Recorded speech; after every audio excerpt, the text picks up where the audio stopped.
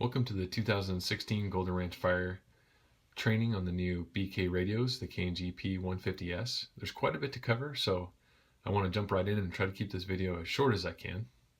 So let's start off with the buttons. When we look at the top, the volume button's pretty obvious. Controls volume, the on-off feature. You have these two toggle switches, priority and scan. The way I remember whether they're in their on or off state is if they're down towards the lettering, they're on. So in this case, toggling them down turns both priority and scan on. And when either one of those buttons are switched on, you'll see scan flashing on the display. If both those buttons are off and scan is still blinking, that means that you have the zone scan set to on. So you're scanning across multiple zones. And for those of you not familiar, just like our new Motorola's, what used to be called groups are now called zones.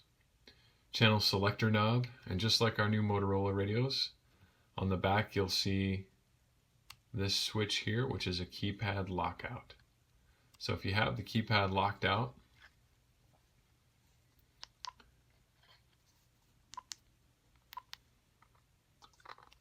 and you try inputting, you'll get a key locked out warning on the display.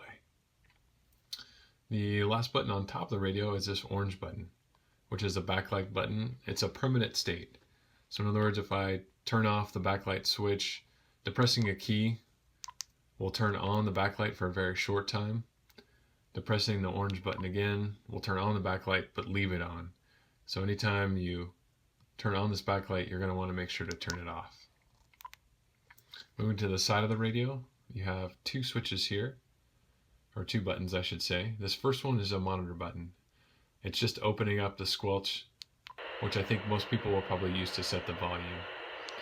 The second button is an actual squelch set button, where you can go to user, set, and move the squelch one way or another until you finally open up the channel. So if you're getting a really weak channel that's cutting in and out, you can set your squelch a little bit higher to open up the radio a bit more, and you might be able to get that communication. So all these buttons can be changed and are open for debate as to what would be best. I'd love to hear when you're out in the field, maybe you're always hitting this button on something and it's opening up monitor, it's real annoying. Let me know. We can change those buttons around, we can find something that works. And while we have a transmission coming in, the radio's receiving, you can see right here this RXA. That'll let you know that the radio is receiving a transmission. It's kind of the old busy channel function. So on the front of the radio, you have these four buttons. Again, these can be programmed to do whatever you want. Right now, this first button is how you would go about changing the zone, or again, what used to be the group. So we select zone, and right now we're in zone 24, the GRFD group. And if you go to your laminated sheet that the state's laid out, these will be the same zones. So if we want to go to the state land group, we can select one, hit enter, and we're on zone 1. In this case, the channel selector knob is on 2, so we're on channel 2. The name of the channel, the receive frequency is displayed here, and then if we were to transmit, you can see the transmit frequency come up. The other way is you can navigate using the up and down arrows if you want to, especially if you want to scan through and see all the different zones. So we'll go back to zone 24. The second button is a talk around button. Basically, it's a way to get around the repeater. In our rigs, this is also known as the direct button. So by selecting this, you'll be transmitting on the receive frequency. Thereby, anybody who's listening in on the repeated channel will hear your transmission. But of course, this is just like a simplex channel. It has to be line of sight. This is the low power button. So instead of transmitting on 6 watts, if you select this feature, you'll be transmitting on 2. And you can see when you select it, it darkens. That's how you know that the option's been selected. We'll get to menu in just a second because that's where the bulk of this video will be on. If you hit any one of these keypad buttons, so for example, if we hit 2, you'll see this user code guard. There are a couple names for a user code guard. Some people know them as tone guards. Some people know them as PL tones or private list tones, or private line, tones. So unfortunately, there's lots of names, but what this is the tone that opens up the repeater. So when I hit 2, what I said is that I want the tones on channel 2, which have been programmed in for that particular channel, in this case F2, to be applied to all channels in this zone. So you want to be very careful if you select something like this, because essentially all the other channels will no longer work unless they've been set up on the Fire to work like that. So if we select it, the one way to tell that you've done something like that is that you'll see this UCG, User Code Guard, at the top of the display. The way to clear it out is to hit 0. So channel 0 is the cleared function. User Code Guard went away. So the reason why we have that activated is because Captain Crowdy went out on assignment and actually needed that function. So we needed to open that back up to the radios. One thing I might suggest is using your channel lockout, or your keypad lockout, I'm sorry, to prevent you from accidentally hitting one of these buttons in your pocket. That way you just don't have to worry about it. So let's get into the menu. Cloning, pretty straightforward. And let me just say, hopefully these radios are really straightforward, simply because you can get into this menu and read what you're doing. So if we select cloning, the first one, active zone, is what you'll use to clone this radio between any older BK radio. So whatever zone this radio is on, it will clone to whatever the older BK radio is on as well. This is what we're used to doing, no real big change there. If you're cloning to another KNG, you can select zone to zone or entire radio. The cool thing there is that you can say, when you select zone to zone, you select the zone you want to clone from this radio, and you also select where you want it to go on the other KNG. Pretty cool feature, and entire radio is self-explanatory. Scan list is where you would enter into to set what channels you're scanning. This gets away with, on the old radios, having to turn off scan and priority and then hitting enter for each channel you want it to scan. Now, in whatever zone you're in, you'll scroll through all the channels. You'll select a plus or minus if you want to add or subtract it as a scan channel. Once you're done, you can escape out. And now all your scan channels are set. Priority channels. Priority 1. So you can set 2 priority channels. Priority 1 has a few additional features to it. This option is not available. We've locked this out. A global priority would mean that no matter what zone you're in, if you set your priority channel to say F2 on zone 24 and you were in zone 1, F2 on zone 24 would still be your priority channel.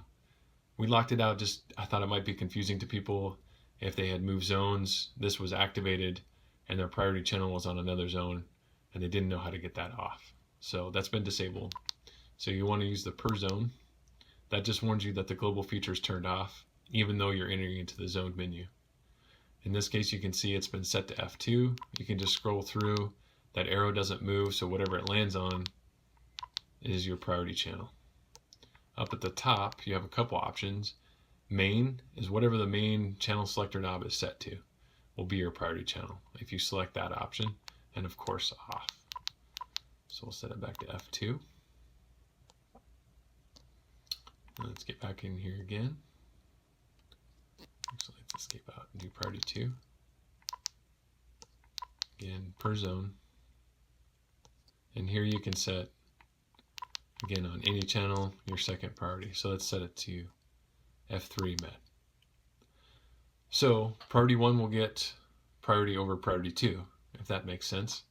Also, you can set up the radio to transmit on priority 1, which you cannot do on priority 2. So if you have that option turned on, and we'll get to that later in the video, whenever you hit the transmit button, if the priority feature is on, you'll transmit on your priority 1 channel, regardless of the channel selector knob position. And you can turn that off as well, that feature. Dual audio, kind of cool. I don't know how useful it'll be. Left it on the menu for now, but it's just like it sounds. If you have a mic hooked up, you'll get audio through the radio's speaker as well as through your mic. So here are those tones we were talking about. If you try to open up a repeater, most repeaters need a tone, a code guard, a PL tone in order to open up that trend or that repeater to allow you to use it. So here are pre-selected tones. There are a list of 15 to 20 or so common tones, and that's what you'll find in this menu. And if you set the tone in here, so for example, if I backed out, we're on F2,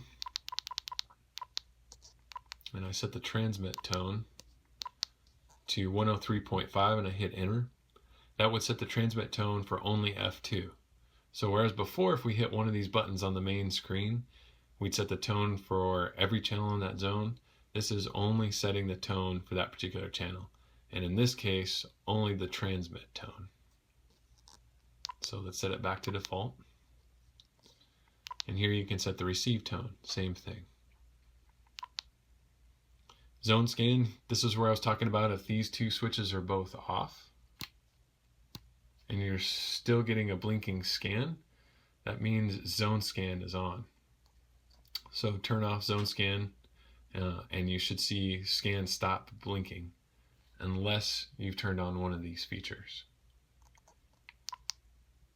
And here's where you set, just like your other scan list, which zones you want to scan. We'll get to this in a second. This goes deeper into the radio. Version number, not helpful at all. Contrast adjust if you're having difficulty seeing this display. Try messing with your contrast adjust. Radio status, you can go into this menu item and see all the different features you've turned on. Whether you have the scan turned on, whether you have zone scan turned on, if you have the priority switch on, if you have backlight on. So if you're wondering what features you have turned on and turned off, that's kind of a place you can go to double check everything. Okay, let's get into the keypad programming menu item. This is where you can actually manipulate those user tones we saw before. So it's going to ask for a password, just like the old radios, it's 6 zeros.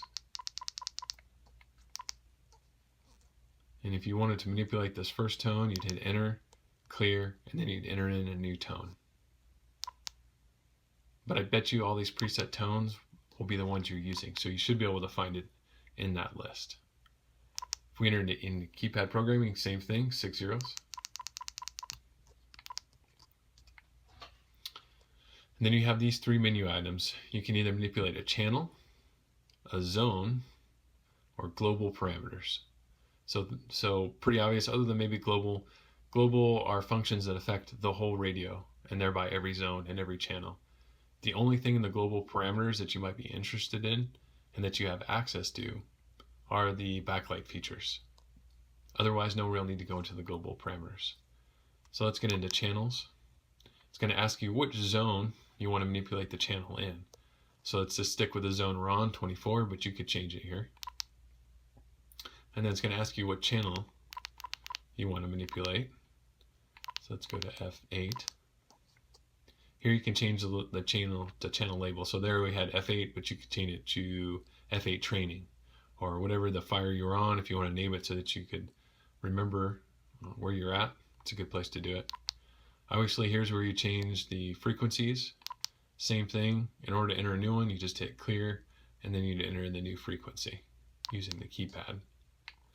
Mode, just know that you should almost always be in analog. And by almost always, that's 99.999% of the time. I can't think of an instance where we're actually using digital in the wildland arena. It's a good kind of a good discussion you can have with Andy about why that is. Here's another way to list that tone guard, code guard, private line. Here's where you set that tone. So this is the third place you can go. If you're on a fire and they say you need to use this tone with this frequency, you can also set it here, again, affecting only this channel. This is a digital feature, so it's been locked out. You can set the squelch mode here if you're interested, which is, again, just like that lower button, same operation. All your transmit functions. If we go into bandwidth, again, almost every channel is going to be narrow, which is this 12.5. Weather channels are an exception to that. They're wide. And again, here's where you'd set the code guard. These are all digital features and all disabled. Again, I didn't want somebody accidentally setting the low power mode on a particular channel. You can set that on the main menu, so that's been locked out. This one is enabled, This is the pick list, or the code guards, the tones. I wish there weren't so many names for it, but you could disable being able to select a different tone from that list I showed you before. The option to select the tone and apply it to all channels is still available, however. This only disables selecting it from that list. And that's everything. Back out. We'll go into zone parameters. So again, let's manipulate zone 24. You can change the zone label. We could change it from GRFD to whatever we wanted.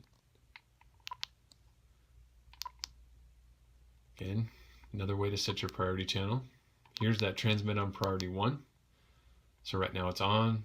Obviously, if your priority switch was on, it would transmit on that priority 1 channel, regardless of where the channel selector knob is. A lot of people like that feature. A few people don't. This is where you would go to turn it on or off. Again, sending your primary 2 channel, digital features. You can disable cloning of this group right here. Again, you can disable the pick list for this entire zone.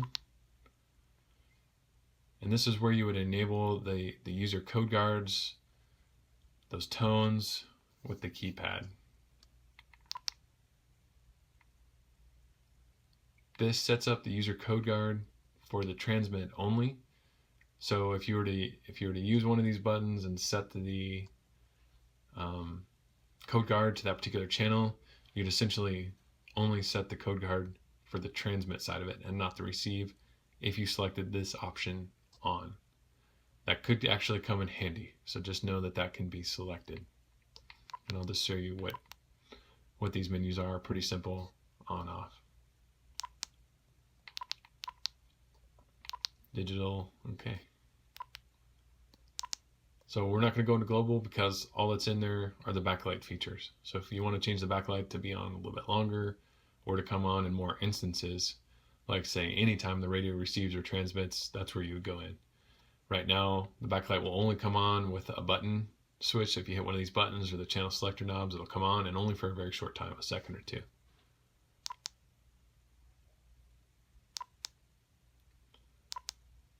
Okay, so that was a real quick overview of the buttons and the menu items. One quick word about the antenna. Anytime you're going to do anything with these radios, have the antenna on there. There is a warning in the manual stating that if you try to transmit with the antenna off, you could actually do damage to the transmitter inside the radio, in which case we'd have to send it in to our radio guys and have them work on it. I can't imagine it'd be cheap to break one of these radios open. They do have a waterproof rating where our other radios did not, so you could actually drop this into 1 meter of water and it would be fine. The clamshell, not the same. You'd want to take the clamshell out, take all the batteries out, let it dry, but the radio will be fine. The really expensive part of the operation would be all right. Let me show you how the battery and how the clamshell works. You'll see kind of 2 buttons back here. The black button releases the whole clamshell off. It's a little bit tricky actually to open up the clamshell. I take and place my left thumb here, my right thumb on the back of the radio, not on the part that slides, but on the part that doesn't, to press this lever here, and then I use my finger to push on that lever, and over here to pull on the slide and pull it apart. I know that seems ridiculous, but when you go to try it, you'll understand why. So here you see there are 8 batteries as opposed to 9 in our old BKs. So you've lost 1 battery, and you're also transmitting with 1 watt more power.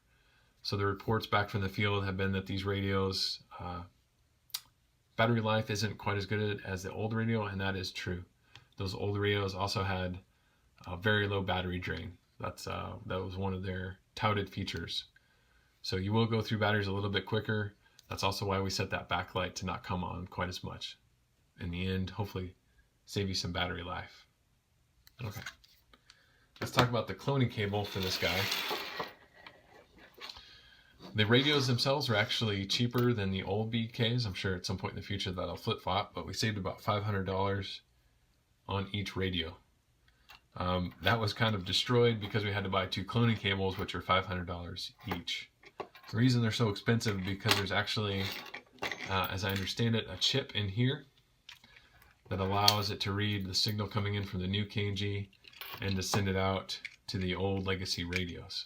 So it has to be able to interpret all those different signals coming from a wide variety of radios and do it correctly. So it's expensive. But the good thing is that it works with all the different radios, so one cloning cable kind of does it all. This connection here is for the new mobiles, if you're wondering what that one's for. This is for the KNGs. You can see just a bunch of different pins, and of course the old DPHs or GPHs. Pretty obviously which way it goes. This side would connect into the new radios. It's just the only way to connect into the new radio on this side, and this is the only side that allows you to then connect into the old radios. So if you're cloning between the two, you'll quickly figure out which way it has to go. And pretty straightforward with the cloning. If you're cloning from an old radio to the new radio, you'll have to go about getting into the menu items and sending the program or the clone from the old radio the same way you always did. Nothing changed there. If you're going from a new radio to an old radio, you'll be able to get into the menu and do it that way, which is pretty slick and super easy. So be real careful with these cloning cables. They're very expensive.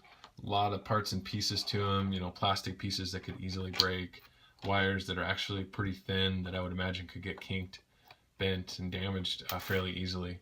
So please put these someplace where they won't get damaged, and when you're done using them, make sure they get back to that same place. And while on that subject, these radios have this cover, which covers where your mic would go, or that cloning cable. It pretty easily comes off by turning this screw, taking this cover off. It's a tiny cover, but when you do take it off, make sure you stow it away where you can find it again. And if you don't have a mic on or you're not cloning, make sure to put this door back on. Exposing those connections to the elements does horrible things to the radio if they get wet. And for as often as we're around water, we've done a fair amount of damage to our older DPHs when we send them in for their annual maintenance. That probably could have been prevented if we had kept doors on, and also if we had done a better job of when the rubber boots had been damaged, cracked, the LCD screens are cracked, getting those sent in and repaired. Sometimes the radios will still work with that damage, they just don't work as well. So that was a learning curve for me. I didn't realize it was quite that important. I thought these radios were sealed up. In other words, where those ports could be open and there wouldn't be an issue, but not so much. We need to keep those doors on and be inspecting our radios to make sure that any damage we report, because water could be getting in. If you end up losing one of those doors, just let me know and we'll try to get some more ordered to keep our radios nice and clean. I think the last thing I want to cover is on the mics. The newer mics are a little bit better because they kind of look like the cloning cable. They just have these pins. However, we still want to protect those ends from damage, particularly because these are coming in and out of our packs. We're taking them on daily. You might take it off for the daily briefing, but put them on when you're going to go out in the field with your pack. These are especially prone to damage because this audio jack, if it sits in your pack or your pocket, they're real prone to breaking off. And anytime we break one of these off, it's going to be a minimum of about $35 to fix, upwards of $50 with shipping and things like that. We're trying to work on a couple of us being able to repair these ourselves, but even if we do it, again, that's still probably around $35 to do it for the parts. Kind of ridiculous, but that's why we'd like to try to protect those. So far, the best way we've come up with, so we've got some of this pipe wrap in the office. You'll find it in the top drawer of the kind of the center stack or to the right of the northernmost computer in the firefighter's office at 370. You can cut off a section of this pipe wrap just long enough to cover up the plug. And then what I'm going to do is probably get some rubber bands. I think will be the cheapest, most effective option. Stick the plug in the pipe wrap. After you've cut off the section, you kind of bury that jack into the pipe wrap. Wrap it up, throw a rubber band around it, then you can throw it in your pack and help protect that plug. That's just something I'm pleased asking you to do. It could save our budget quite a bit, and we might be able to do other things with that money instead of spending on repairing these jacks. And of course, you don't want to be out of mic if you're out on an incident.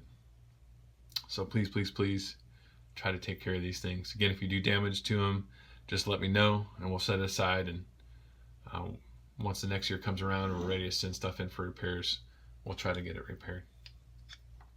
And same goes again for the new mics. Please try to take care of those as well. I know we covered quite a bit, and the last thing, I don't really have anything to show you other than to say that when you go to check out the radios, you're going to find everything by that northernmost computer in the firefighter's office. So if you're actually sitting in that computer, the old DPHs on your left hand side in the lower drawer, along with the mics, and on the right hand side you'll find the cloning cables for the old radios, as well as the new KNGs, their cloning cables in their mics, clamshells, all that stuff. When you go out on an incident and you need to check out those radios, on that bookshelf to the left of that computer, you'll find a checkout sheet. Please record the serial number of the radio you take out, and then there are check boxes for the equipment you take, like cloning cables, mics, clamshells, etc. And there's a place where you can write it, anything else you might have taken. So record each one of those radios, the accessories you took with it.